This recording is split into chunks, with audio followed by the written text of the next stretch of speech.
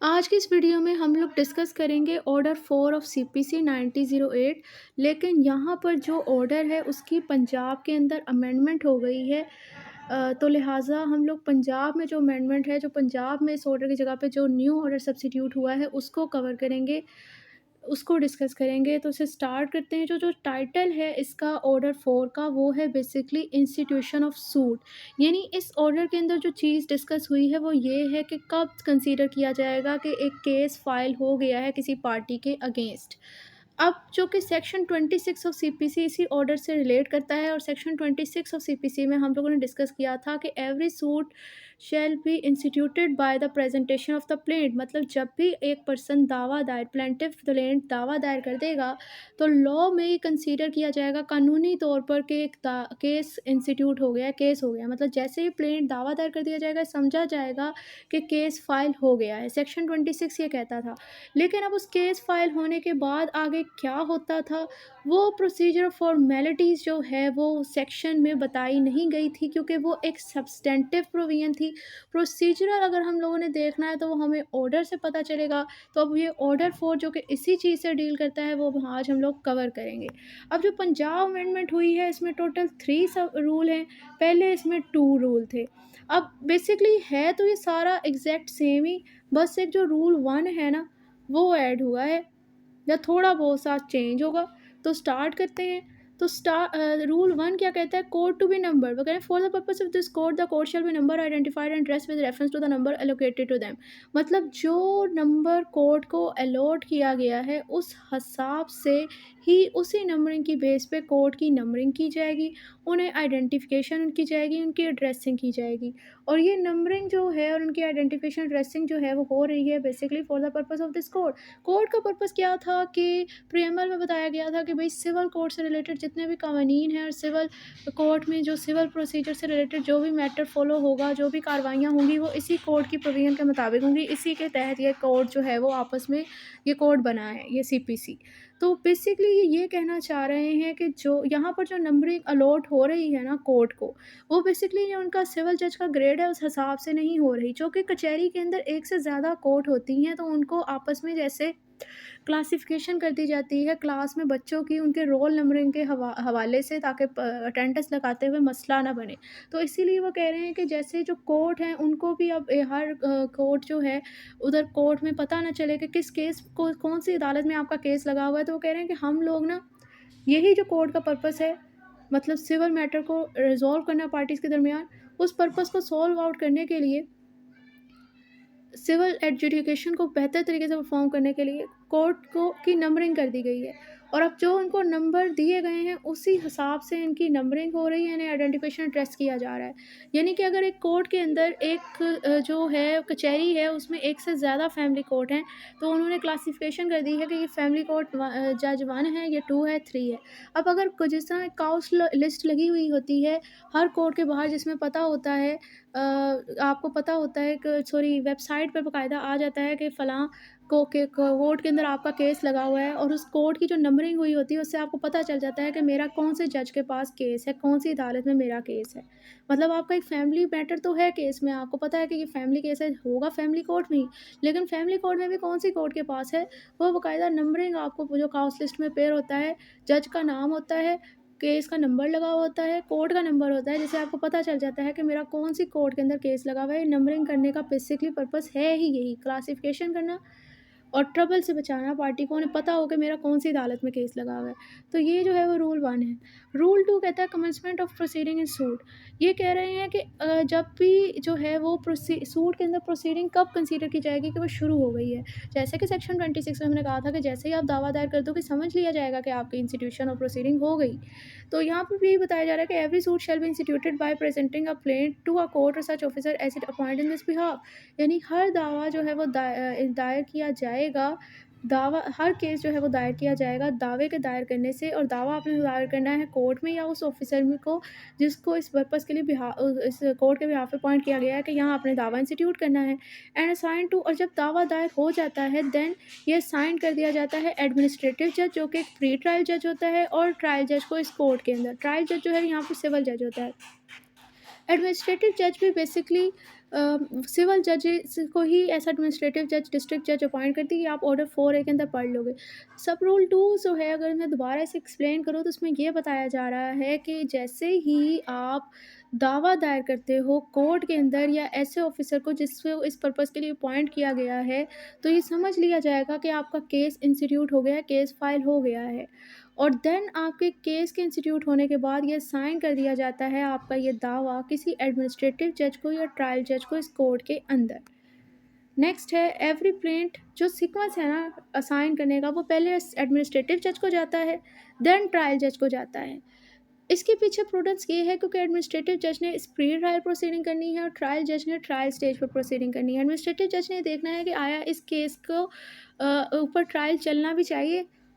तो पहले जब दावा दायर होता है ना, तो वो पहले आप एडमिनिस्ट्रेटिव जज के पास जाता है, देन उसके पास ट्रायल जज के पास जाता है। सब रूल 2 का सब rule 2, every plate shell comply with the rules contain in order 4 and order 6 and 7 और ऐसे, ठीक है। हर प्लेट के अंदर जो ऑर्डर 6 और 7 के अंदर जो रूल बताए गए हैं, उन रूल्स के अंदर जो कोड है, लीगल फॉर्मेलिटीज़ बताई हैं कि प्लेट में ये चीज़ें होनी चाहिए, तो कह रहे हैं हर प्लेट के अंदर ये चीज़ें होनी चाहिए। जैसे कि क्या बताया गया है, यही बताया हुआ है कि पार्टीज़ के नेम और डिस्क्रिप्शन होने चाहिए, कोर्ट का नाम होना चाहिए, जिस कोर्ट में मैटर सॉल्व करे उधर आपने कोर्ट फी प्रॉपर फी की हो, कोर्ट की जुरिस्डिक्शन होनी चाहिए, फैक्ट्स आपने लिखे हों, काउज ऑफ एक्शन लिखे हों, ये सारी चीज़ें लिखी हुई हैं कि प्लेन के अंदर क्या क्या रिक्वायरमेंट होनी चाहिए। वो ऑर्डर 7 रूल 1 के अंदर बताया हुआ, आप उधर से जाकर पढ़ सकते हैं। जब हम उधर जाएंगे ऑर्डर्स पे, ऑर्डर 7 को पढ़ेंगे, तब हम डिटेल से डिस्कस कर लेंगे। यहाँ पर मैंने आपको बता दिया कि जो उनमें रिक्वायरमेंट बताई हुई है ना कि प्लेन में क्या चीज़ें होनी चाहिए ऑर्डर 6 और 7 में, वो उस प्लेन में आपकी लाजमी तौर पर होनी चाहिए, क्योंकि शेल का वर्ड लिखा हुआ है। नेक्स्ट आ गया सब रूल 3, यानी यहाँ पर आपको ये बताया जा रहा है कि जब दावा दायर करना है, तो दावा दायर करने के सबसे पहले प्लेंट होनी चाहिए। प्लेंट जो है उसमें 6 और 7 में जो रिक्वायरमेंट्स हैं, प्लेंट में जो चीज़ें होनी चाहिए वो होनी चाहिए। दावा दायर करने के बाद आपका जो है पहले एडमिनिस्ट्रेटिव जज के पास जाएगा, फिर ट्रायल जज के पास जाएगा। सब रूल 3 ये कहता है, रूल 3 ये कहता है The administrative judge shall cause the particulars of every suit to be entered in a book to be kept for the purpose and call the register of civil suit। यानी जो administrative जज होगा वो क्या करेगा, वो इस सूट की जो पार्टिकुलर्स हैं, यानी डिटेल्स वगैरह, वो एक बुक के अंदर इंटर कर लेगा जो इस पर्पज़ के लिए रखी गई है। और उस बुक का क्या नाम है, उस बुक का नाम है रजिस्टर ऑफ सिविल सूट। उसमें ये उस केस जो इंस्टीट्यूट हुआ है ना, उसके जो कवायद हैं, उसके पार्टिकुलर्स हैं, वो ऐड कर लेगा। अब पार्टिकुलर्स बेसिकली क्या होते हैं, जब आप लोग कचहरी में देखें तो जो काउंट लिस्ट लगी होती है और कोर्ट के अंदर मौजूद भी होती है, कुछ लोगों के बाहर लगी हुई होती है, कुछ कोर्ट के अंदर नोटिस पे, और कुछ के जो है वो टेबल के ऊपर पड़ी होती है। वहाँ पर जो एक काउंट लिस्ट होती है, केस लिस्ट, उसमें क्या कवायफ होते हैं, यही होता है ना कि किस कोर्ट के जज के पास लगी हुई, क्या आपके केस का नंबर है, क्या जो है वो किन पार्टीज़ के दरमियान है, फ़लाँ बनाम फ़लाँ, वो जो फ़लाँ वर्सेस फ़लाँ, प्लेंटिफ वर्सेस डिफेंडेड और नाम वगैरह होते हैं, जैसे ए वर्सेस बी। तो इसी तरह यही डिटेल्स जो है वो उसने इस रजिस्टर के अंदर लिख लेनी होती है एडमिनिस्ट्रेटिव जज ने दावा दायर होने के बाद। Such entry shall be numbered in every year according to the order in which the plaint are admitted. अब ये एंट्री जो है वो की जाती है हर साल के अंदर उस नंबरिंग के हिसाब से, उस ऑर्डर में जिस नंबरिंग के हिसाब से ये प्लेंट फाइल होती है, एडमिट होती है। अब ये बेसिकली क्या कहना चाह रहे हैं, मिसाल के तौर पर एक साल के अंदर कितने नंबर का ही प्लेंट है, वो आया 524 नंबर की, 624 नंबर की, 824 नंबर की, अगर तो वो है 324 नंबर की, तो अब इस सिचुएशन के अंदर क्या होगा, कोर्ट उसको एडमिट करेगा उस रजिस्टर के अंदर 324/2024, यानी कि 2024 में ये 324वें नंबर की का केस है। इस हिसाब से जिस ऑर्डर में वो साल के अंदर दर्ज की जाती है, उसी ऑर्डर के अंदर वो उस केस, उस रजिस्टर ऑफ सिविल सूट के अंदर उसका इंदराज कर लेता है एडमिनिस्ट्रेटिव जज। और बेसिकली ये जो यहाँ पर इसका नंबरिंग होता है ना प्लेंट का, वही जो है वो टेक्निकली सूट का नंबर भी होता है। अब हम लोग आ जाते हैं ऑर्डर 4A की तरफ, जिसमें आपको बताया जा रहा है कि ये जो एडमिनिस्ट्रेटिव जजेस हैं वो क्या होते हैं और उन्होंने क्या प्रोसीडिंग करनी होती हैं। ऑर्डर 4A डील करता है एडमिनिस्ट्रेटिव जजेस से। इसके टोटल 5 रूल्स हैं। एडमिनिस्ट्रेटिव जजेस, द डिस्ट्रिक्ट जज शैल डेजिग्नेट एज मैनी सिविल जजेस in the district as administrative जजेस as are necessary to the disposal of load of work with dispatch. District जजेस के पास ये पावर है कि वो सिविल जजेस को ही बेसिकली ऐसा एडमिनिस्ट्रेटिव जजेस डिस्ट्रिक्ट में अपॉइंट कर सकता है। मतलब जो सिविल जजेस हैं ना, सिविल जज के साथ साथ ही डिस्ट्रिक्ट जज उन्हें कहता है, उन्हें ये डेजिग्नेशन दे देता है कि आप ऐसा एडमिनिस्ट्रेटिव जज भी फंक्शन परफॉर्म करो, कि किस, और ये एडमिनिस्ट्रेटिव जजेस कहाँ किस तरह की उन्होंने करना है, डिस्ट्रिक्ट के अंदर। और ये क्यों ऐसा करता है, जो कि जो वर्क ऑफ लोड है सिविल जजेस पर उसको डिस्पोज ऑफ करने के लिए, कम करने के लिए ऐसा कर रहा है।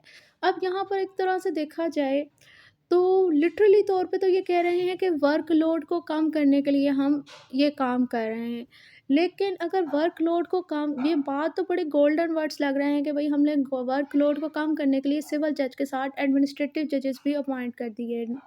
लेकिन क्या आप देखें कि वर्कलोड कम हो रहा है? क्योंकि जब आप एक सिविल जज को ही एडमिनिस्ट्रेटिव जज के तौर पर भी उससे ही डेज़िग्नेट कर रहे हो, उसे ही कह रहे हो कि आप सिविल जज भी हो, आप एडमिनिस्ट्रेटिव जज के ऊपर भी के तौर पर भी काम करो। तो ये कहाँ से वर्कलोड कम हो रहा है? ये तो एक ही बंदे से नाम बदल के डबल ड्यूटी ली जा रही है। तो होना तो असूलन ये चाहिए कि मुल्क में पर्सन अलग अपॉइंटमेंट हो एडमिनिस्ट्रेटिव जजेस के तौर पर, लेकिन वो सिविल जजेस को ही एडमिनिस्ट्रेटिव जजेस के तौर पर उनको ही नेक्स्ट ये फर्दर डेज़िग्नेशन दे देते हैं कि आप सिविल जज तो हो, आप ही ऐसा एडमिनिस्ट्रेटिव जज पे काम करोगे। और इस पर्पज़ के लिए वर्कलोड कम करने के लिए ऐसा हो रहा है। नेक्स्ट है सब रूल 2। अब ये कह रहे हैं कि एडमिनिस्ट्रेटिव जजेस ने करना क्या है? The administrative judge shall take and complete the pre-trial proceeding in the suit after it has been registered when it is satisfied the plaintiff returns comply with the। अगर जब एडमिनिस्ट्रेटिव जज ने केस रजिस्टर हो गया ना, उसकी इस चीज़ से सेटिस्फाई हो गया कि जो प्लेंट और रिटर्न स्टेटमेंट मेरे पास आई है प्री ट्रायल प्रोसीडिंग के लिए, उसमें ये ऑर्डर 6 और 7 की रिक्वायरमेंट पूरी है, मतलब जो कोड ऑफ फॉर्मेलिटीज़ होनी चाहिए प्लेंट और रिटर्न स्टेटमेंट में पूरी हैं, देन वो क्या करेगा, वो प्री ट्रायल प्रोसीडिंग कंप्लीट करेगा सूट के अंदर।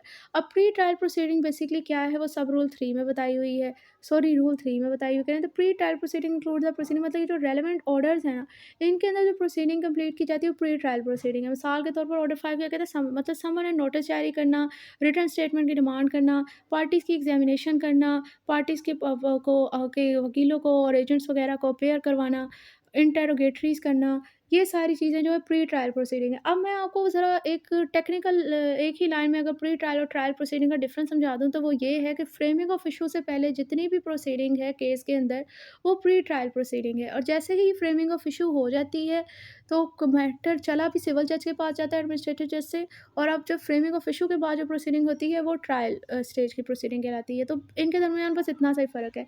नंबर 4, सब रूल 4, सॉरी रूल 4। सब रूल ये तब होता अगर इसी रूल के अंदर कोई रूल होता, तो वो सब रूल होता। अब इसमें कोई रूल नहीं, तो ये रूल 4 है, ये मेरी मिस्टेक है, मुझसे बार-बार मेरे माइंड मुँह से निकल जाता है। वो कह रहे हैं upon taking and completing his pre trial proceeding, the administrative जज shall cow the suit along with the entire record placed on a specific for his trial under this code. वो कह रहे हैं कि जैसे ही अपनी प्री ट्रायल को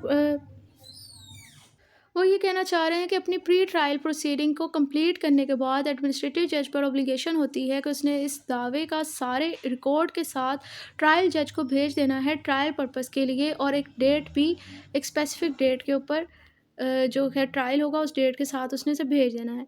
लेकिन इसको ट्रायल जज के पास केस को भेजते हुए इसके ऊपर एक ऑब्लिगेशन है जो कि प्रोवाइजो में बताई हुई है। वो क्या है, प्रोवाइडेड दैट द एडमिनिस्ट्रेटिव जज before sending the suit shall satisfy himself that witness of the parties to the suit enter their appearance before the trial judge on the date when the suit is to be placed before him।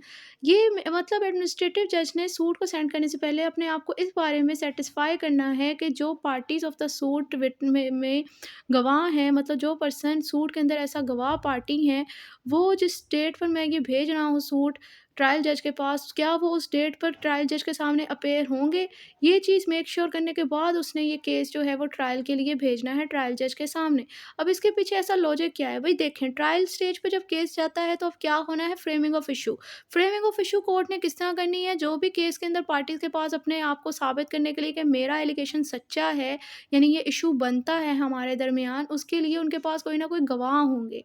अब वो गवाहों की गवाही पे और proceeding के record को देखते हुए ही बेसिकली ट्रायल जज ने ये चीज़ डिसाइड करनी है कि इनके दरमियान क्या इशू है। उसने तो फ्रेमिंग ऑफ इशू से ही स्टार्ट करना है ना ट्रायल स्टेज।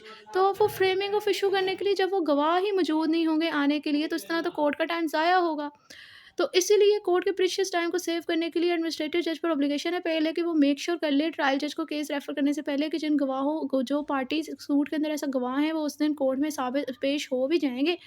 नेक्स्ट है सब रूल 5। नेक्स्ट है सब रूल 5, वो कह रहे हैं द ट्रायल जज before commencement of the trial shall cause registration of the suit in the register civil suit in the. अब वो नेक्स्ट यही बता रहे हैं कि ट्रायल जज ने ट्रायल को स्टार्ट करने से पहले इस सूट की रजिस्ट्रेशन करनी है सिविल सूट के रजिस्टर में उसी तरीकाकार के तहत जो कि ऑर्डर फॉर्म में बताया गया है। ऑर्डर फॉर्म में क्या तरीका बताया था रजिस्ट्रेशन का कि भाई उसके पार्टिकुलर्स वगैरह और उसका नंबर जो है वो उसने रजिस्टर करना है। यानी कि सूट की रजिस्ट्रेशन जो है वो डबल टाइम हो रही है सिविल सूट के रजिस्टर में, रजिस्टर ऑफ सिविल सूट के अंदर। एक दफ़ा प्री ट्रायल जज यानी कि एडमिनिस्ट्रेटिव जज कर रहा है और एक दफ़ा ट्रायल जज यानी कि सिविल जज कर रहा है। तो ये हमारे पास ऑर्डर 4 और 4A था।